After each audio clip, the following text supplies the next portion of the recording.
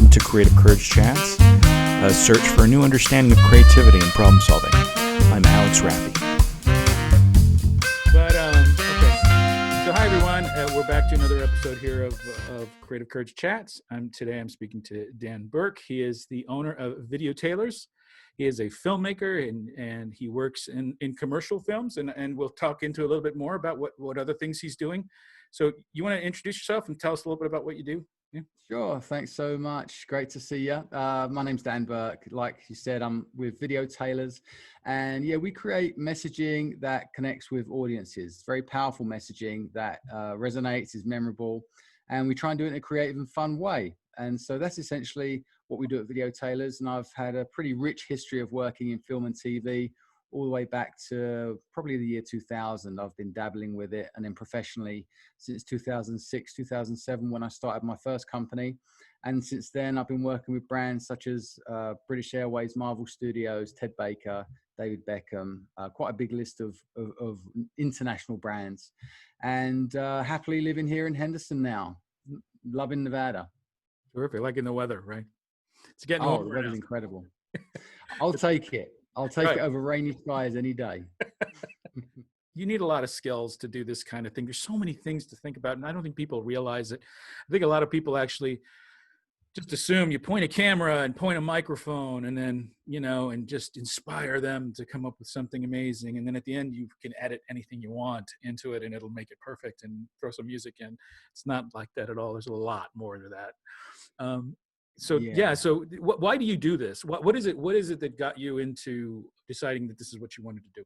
Well, just to talk about your point there real quickly. Oh, yeah. No, you're right. I mean, essentially, it's so many elements, so many little pieces you have to get right. And if you get one little piece wrong, then you're living with that for the rest of your life, essentially, because that's been burned into film and you're done with it. And you'll look at that and it'll always annoy you that you never done that one thing. And there's not many jobs in the world that you have to wear so many hats.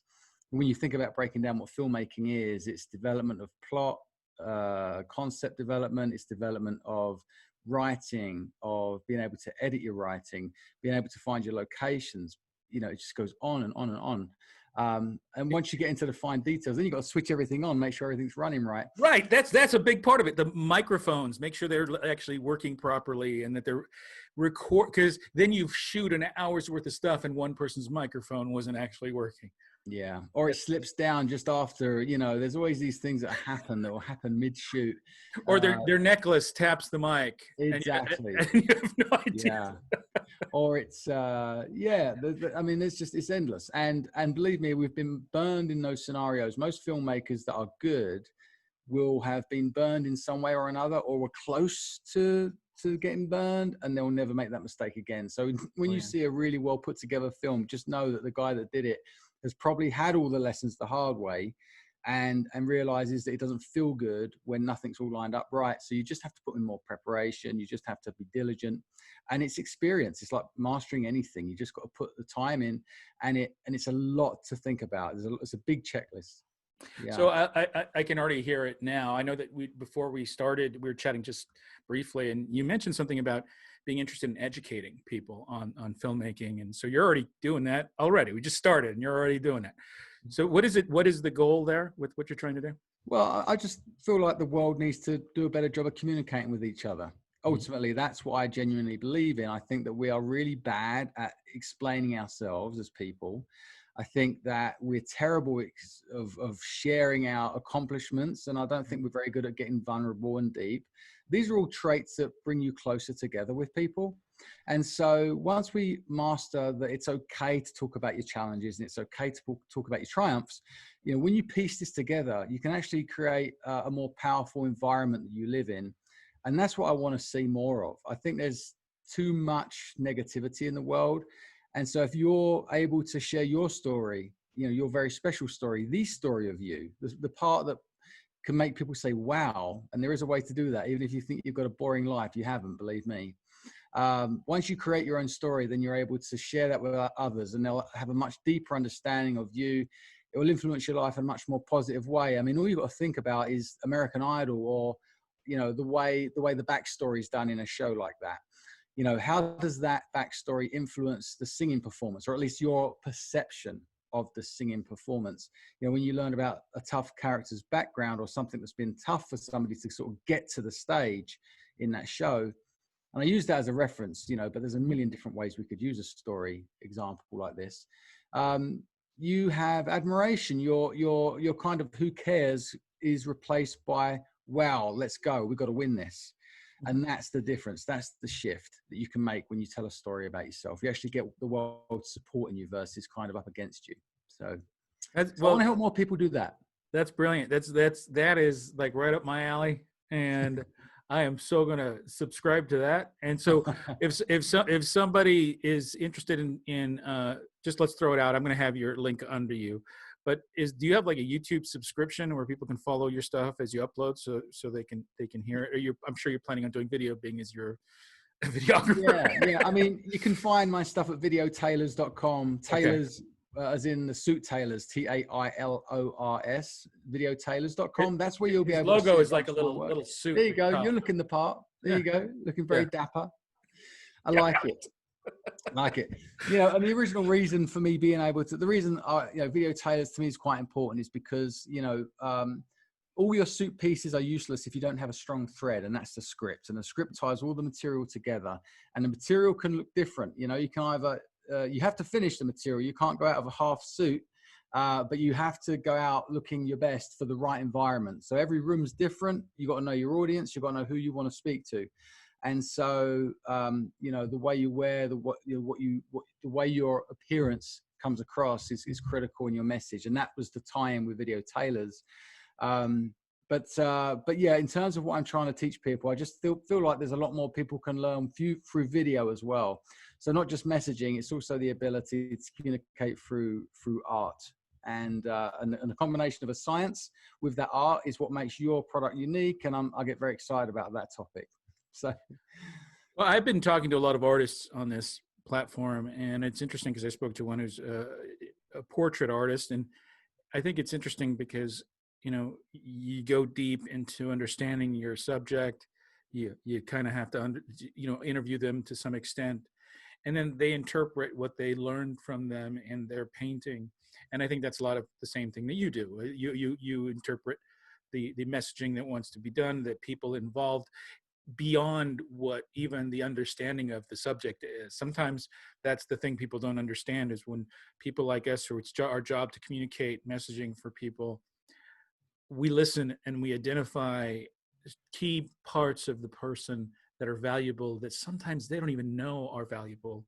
Yeah. So we understand, because we're coming from the viewer side of it, that there's always something really cool and amazing. And then when you mention it to them, they're like, really? That's interesting. Yeah. It happens a lot, you know, where people just don't realize. And it kind of opened up something in me where I wonder how much about myself or anyone, that there's traits that you carry with you that are just natural traits that are the key reason people are drawn to you, and you have no idea what they are. I think that's just an interesting concept. And I think that we tap into that, or you tap into it definitely in what you do, but I think that that's part of the work of a creative, right? Yeah, no, it is. It's interesting, like you say that, because my career before filmmaking was being a reporter. I was a copywriting reporter working for some of the biggest newspapers in the world.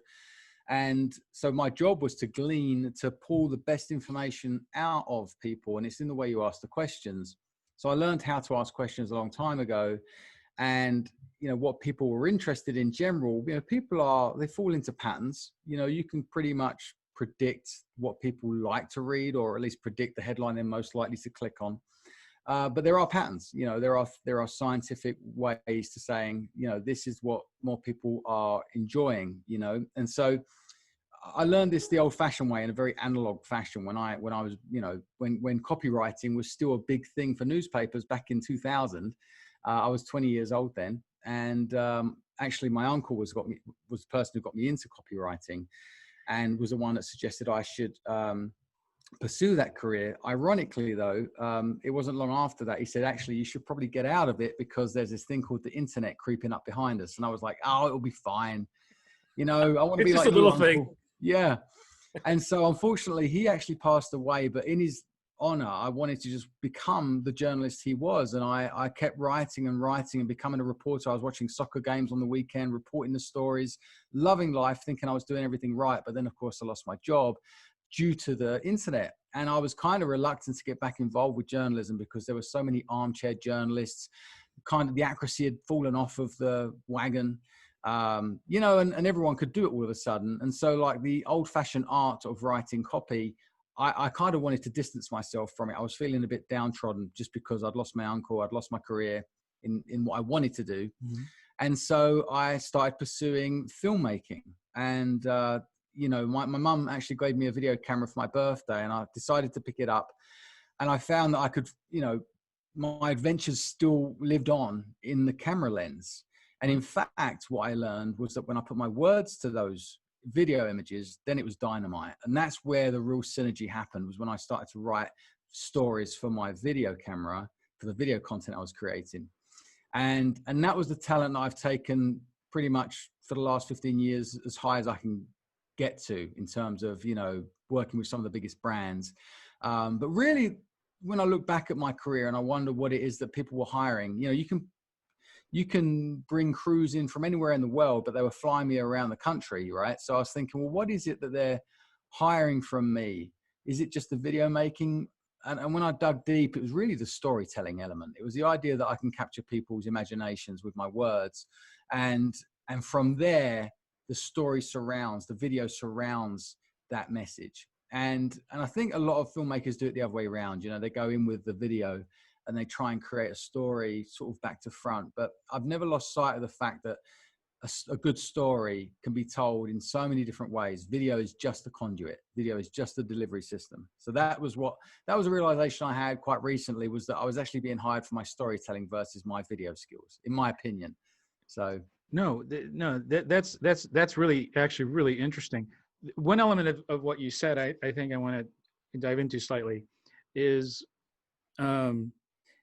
people who dive into whatever creative medium they want to, it takes a level of well, ego and courage sometimes, because, you know, you're trying to relay a message to the community through your work, right? And there has to be a point where you decide that your message is worth saying, that the work that you're producing is worth showing to the world.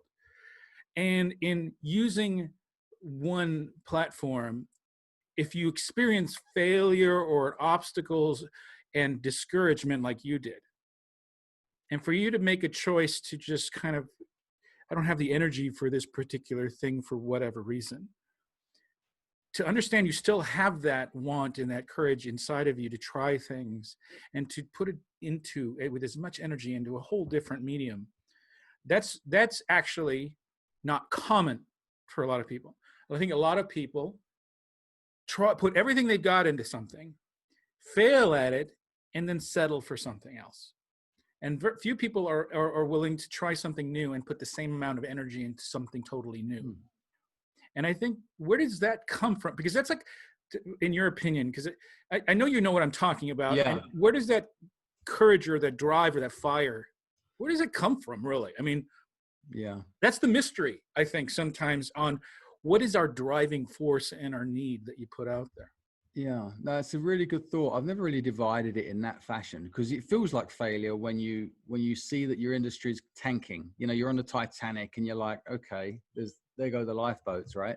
You have only limited options in what you can do. And I was downright miserable for a little while. It was the fact that I had a spark that encouraged me. You know, there was basically the need to want to pursue. You've got to be interested in something. I'd found it, you know, before that moment, I was destined for the bottom of the sea, I guess, you know, because I didn't know what to do. You know, I was kind of, before I found video, I was kind of jobbing around on building sites, hating my life.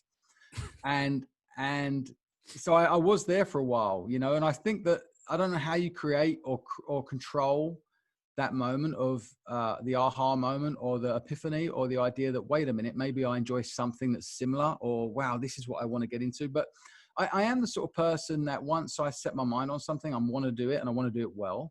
And, you know, there were so many options with this. And you know, around the year of the 2000, 2002, 2003, video cameras were still very analog, quite old fashioned. They were noisy, whirling little machines, or quite big machines, actually.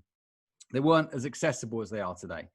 So they were kind of a little bit mystical as well. You know, the video cameras were still a little bit mystical. I was the only one in my group of friends that had one, and it went everywhere with me. And I would create all these silly little stories, and we'd laugh about it later. We'd just plug it into the TV, and our audience of 5 or 6 would just watch these clips back. Mm-hmm. And that was enough enjoyment and satisfaction. But through that process, I started to learn that this was pretty fun. I started to piece stories together, and then you realize you're actually creating something a little bit more powerful than what you first got into. So to answer your question, I don't know if it was a natural progression that I was going to go headlong into this. I think it was that I found this interesting first. I said, you know, wow, video is really interesting. It's pretty cool. It packs in all the story. You can put the dialogue in there, the sounds in there, the visuals in there. You know, it touches more of the senses. And so as a storyteller, that's, I imagine, what got me fired up, you know? You know, there's a balance in art sometimes from the artist where their intent is to deliver a particular idea, but once it's out of your hands, it's the consumer of the art decides what they see. Yeah, we're just serving. Yeah, right. And that's difficult, and especially if you're hired. If it's not like purely your work, if you're hired to use your skill to illustrate another person's perspective, that makes it a little bit more complicated too. Oh, I got it. See, I'm at work right now. I've been doing this from my house, and we have a train that passes. So right now, I don't know if you can hear the train, but the train's passing. But anyway, regardless, I got, you know, oh, squirrel. But I think that that's kind of an interesting aspect of this, is to consider that. But anyway, I'm not trying to derail this in any way, shape, or form. But in educating, when you talk to young filmmakers, a lot of times you find that they're driven by other filmmakers mostly. Like there's like particular people they try to emulate. Like, I don't know if there's like a David Lynch fan and all of his work is in black and white or something. Yeah. Or I don't know how many, did you teach in an actual formal like situation through a school at all? Or have you ever done that? I was taught in that fashion. Oh, okay. I wasn't necessarily a big fan of it. You know, I think most filmmakers that are really serious, they want to just get out and go. Right. Now they do need education on some things, but there's only so much you can retain, because as a creator, you just want to go do. Like it's the opposite effect. You want to let out versus take in. And you know, yes, you do need education, but you need to know where you're struggling as well. Like, just go for it. There's a massive piece. I do believe in just going for it as well, right? So the idea that you try it and then you test it, you find out what people think. That takes a little bit more nerve, you know, if you're going to share your work in that fashion. But just to get started, I think that you have to get your hands on. But then, like you said, in that educational room, in that educational space, I'm a little bit, you know, I do believe in education. I just feel like sometimes there's ways to deliver it that can be better than others, you know? Right. I imagine there's a lot of discussions of the greats like Francis Ford Coppola in those situations and stuff like that, where they really kind of dive deep. I mean, you could go so deep into The Godfather. It's probably a whole course in The Godfather you could probably take. Yeah. You'll normally find these people didn't do well at university. You know, some of the best directors in the world, you know, or school, they kind of wanted to get out and see the world because they had an understanding of what they wanted to capture. Like, one of the problems I see in filmmaking with kids and stuff is that, or amateurs, people that are just trying things out, you can tell that they've put very little effort sometimes into their first few shots, or you start to see a narrative form in their video work and you don't think it's going to really jump out of that. A good example is if, you know, students are filming, they've got a project they're going to do. Well, guess what? It starts in their dorm room. And it starts with the camera, you know, at the height that's comfortable for them to look through the eyepiece, right? So that you can tell they're kind of not stretching the limits of the opening of the act. You know, why don't we zoom in on something really unique and obscure, so we're wondering what that is at first, to create curiosity? Or we can be a little bit more telling in our storytelling to begin with. you know, we sometimes worry, we sometimes bore people a little bit in those early moments, and those are the moments where we need to capture people's attention. So like you'd mentioned, you know, talking about helping students or what students do, that was just something I found was really common, if that makes sense. No. Yeah. Yeah. You know, when I was really, really young and I got my first guitar, and I would sit in my apartment that I was sharing with a roommate, and I would play it, and I tried to write songs from just the very beginning. It's like within the first week I owned the guitar, I was already trying to write a song. I didn't even barely know how to do a chord. I was playing bar chords and stuff. And then I tried to do that. And the neighbor downstairs, he was actually a working musician. And I remember he said, "Hey, come down here." And he told me to perform the song I was working on in front of him. And he was brutal. When everything he said was completely honest, and he was trying to scare me out of doing it in what he said. And one of the things I do remember in what he said is, because I was trying to sing the song and I was playing these chords, and he goes, "Man, you're just wearing a mask. Everything you're doing, you're wearing a mask. You're going to be nothing until you take the mask off."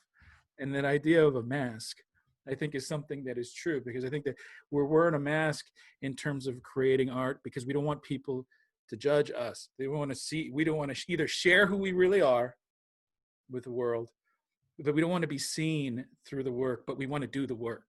And there's this internal like war you're going through with yourself when you're first starting art that is so intimidating. And that's why I call this creative courage, is because it requires courage to jump in and do these things. And there's this, you know, you don't have it anymore. It's gone, you know, when you work, because it's not even an issue, you know, because when you're trying to work anymore, you're not intimidated by anything. You just do things because it's the right thing to do. But when you tell someone young this, they'll always say, like, they think they want to be this, they're way down here, they want to be Spielberg, but they're so far down, and it's hard. It's just hard. It's a hard thing to work with. Yeah. No, it is. And I remember that feeling of fear. I can remember it, you know, like the first opportunity I got in America to show some work to somebody I respected, you know, to a role model. Mm-hmm. And I just remember panicking for every second. It wouldn't end. This film wouldn't end. You know, it felt like it was going on. It felt like it was like a 5-hour film, right? Yeah, like, and I'm just looking over, trying to get some gauge, you know, and then of course you just pounce on them for information, and I didn't get a lot back, which typically means it wasn't very good. And it wasn't. It was okay. It was fine. It was a good effort for a student film. But when you show people your first works, I think you've got to be prepared to know that your next one's got to come right behind it, because you can't fall in love with these early pieces. Or you can get excited about it, but very few people are as well. You know, you want to start performing and creating so that others can enjoy with you. And that process happens when you get consistent. So that's the thing I would say, is that as well, when you are trying to put work out into the world, to start with, do it and then get on with it. You know, get some feedback if you can, but try not to let that put you off. You know, the next best thing is creating more content and trying to continually get better and better and better. And then eventually you're kind of riding along and you're not fearful anymore, like you mentioned. So. Well, you already used a term that's dated. You said before, when we first started talking, you said film, and nobody uses film anymore, right? Unless you're making a feature film, right? Yeah, But right, it doesn't happen anymore. But I use a thing during these talks where I talk about rewinding, like, because nobody rewinds anymore when they listen to tape. You know, this isn't tape, this is digital. But I usually say, after somebody says something, I say that's a rewind moment. If you're someone who is looking to get into the industry this person is involved in, rewind and listen to what they said. I think re-listen to this entire talk if you want to be a filmmaker, because all he did the whole time is teach. So the whole thing was even a little bit about him, but mostly he was dropping wisdom on everybody. So I think you need to watch the entire thing from the beginning if you really want to absorb some of this stuff. So in terms of like, we're getting towards the end of this now, and I wanted to ask you, if film now, it's like anybody has a freaking camera and they can go and they can create a video for Instagram or whatever it is, right? And it happens to every industry, where now everything gets simplified and everybody thinks they're a photographer, a filmmaker, or writer because they get on Facebook and they write, you know, whatever they write. But if somebody's serious and a young person serious, and they really want to dive deep, and they respect the art form. Any thoughts and advice that you would give to them going forward? Yeah, again, I think it's a case of just shooting and testing it out, trying it out. There's no excuses today. Like you said, we've got access to all the tools. We didn't used to have access to that when we were younger. Now we do. So it's more of a saturated market if you really want to make an impact. I would say, you know, platforms like TikTok, you know, they have so many tools built into them to make your creation incredible. Even if, you know, the content is pretty average, you can get away with creating some really eye-catching stuff on a platform like that. My advice always goes back to messaging. You know, I would say that if you are looking to stand out, just make sure that you know exactly what you want people to think and feel after they've watched your clip, your video, your short story. You know, that you have complete control over that. And that's the most mesmerizing part if you do it correctly. You'd mentioned before that, you know, consuming content is something that's very easy to do when it's well written, well constructed, well put together. You can enjoy it. It's like watching your favorite movie, and you can watch it over and over again. You've got to look at why you like your favorite movie. You've got to look at why you like certain short stories. Why are you watching certain clips over and over again? There are certain things that attract you, and they're probably the same things that attract your friends and people in your same group. And so that there are clues everywhere as to how to create compelling story. You've just got to be willing to press pause or stop the video and say, what was it that just hooked me in? Write that down. See if you can go looking for it in your own content. And do what you love. You know, like there's so many people that are kind of following what's trending. You got a much better shot if you just go after what you love, show what you love, show passion for what's unique about you or your interests, and that in there lies the magic of popularity in filmmaking. Like what people want to see. They want to see something unique, authentic, and well put together. And if you can create that, then I think you're on a great path. Yeah, it reminds me, and you were a writer prior to being a filmmaker, and Yeah. often the advice you hear from writers is write what you know. You know? And I think that it's probably the same thing as a filmmaker. Is if there's something you feel, film it. Something that's important to you, film it. I've talked to, we're going to wrap up and I know, but it just opened me up to something else. We do a thing, and actually, I don't know if you've done it. It's the I Can Be through the Chamber of Commerce, where we talk to young people. And some of them are filmmakers or want to be filmmakers and or animators or whatever it is. And I often tell them, I said, well, a big part of being a filmmaker is to understand people and observe how they react to things. And if you're with other people and they're responding to something, ask yourself, why do they respond to that? And start to understand human nature and start to really kind of dive into the earth a little bit more, because we tend to be so closed up. And when you do, it opens you up to the possibilities, and you start to see things in the way that to express yourself. And like you said, when you were talking about setting up a shot, and you said at the beginning, start in close on something that's not really describable, then pull away where it reveals itself. That's poetic, visually poetic, and a lot of people don't realize it. But that is a method that opens you up. All of a sudden, you have this discovery, like juices are flowing through your head, and it's a great primer for the rest of the film that you're about to watch, right? And these are some of the little tactics that, although they seem like technical kind of things, they're attached to something deeper in people that I think is there's a connection in between those things, and that's where the magic is, I think. I mean, you've got clues, you've got clues that you can reveal to people, and people love to sort of, since the beginning of time, we've liked to solve problems. That's why they put like coffee time quizzes in newspapers, right? So if you can put little quizzes on the front of your video, and when I mean quizzes, I mean, shots that maybe are a little obscure, or maybe the line at the beginning doesn't add up, or the first line of dialogue has a big question attached to it. Like, why would you say that? You've just got to be able to do more than what people expect of you. And what I mean by that is, rather than just deliver, a pretty straight, logical story, you've got to, capture your imagination And imaginations are free to run wild when they don't have all the information, or they have to fill in the missing pieces. That's why people prefer books over films sometimes, because their mind is creating that story, and everybody that reads the same book has a different visual in their head.